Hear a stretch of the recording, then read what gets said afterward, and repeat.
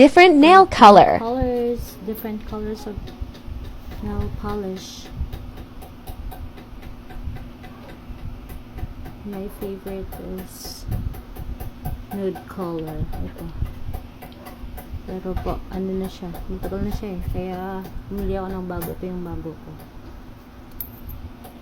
Ito, medyo matagal ito. Ito yung naging avocado siya. Pero dark lang siya. Dati kasi asawa ko mahilig mag pintura ng paa ko. Kaya bumili siya ng mga gamit. Siya dati yung nag-pedicure sa akin. Ayun, self-pedicure na lang.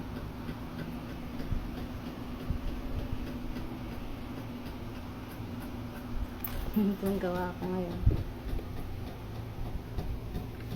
Sana. Hindi ako marunong.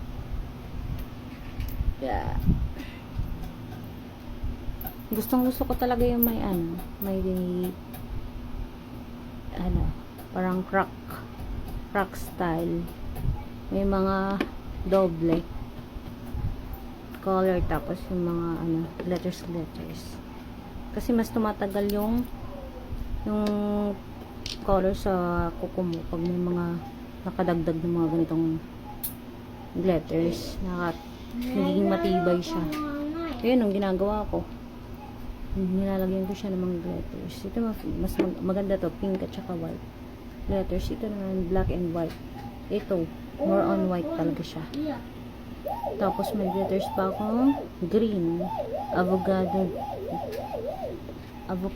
green.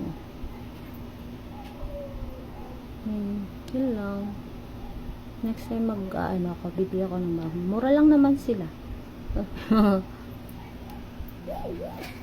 Sa SM ako bumibili. Kasi mas safe. Mga chemicals. Ito. Cute na ito. Nabili ko to sa Alphamart ata to. Ang cute. May kapartner siyang pink. Kaso parang ang nipis ng kulay niya. Kaya hindi ko siya, isang beses ko lang siya ginamit. Mas nagagamit ko pa yung letters niya. Ito. Pink letters, hindi lang siya makita. Pink yan. So, yun yung pinakamaganda. Pinaka-bet ko. And then, ito. Itong white. So, kasi may letters. Yun ang nagpapatibay sa color ng nail ko. Hindi siya agad na babakbak. Ayun. Basta ito yung favorite color ko. Saka ito yung favorite letters. Pink and may glittery and white. Dati ito favorite ko. Kaso parang ang bilis niyang nanigas siya agad. Nawala na yung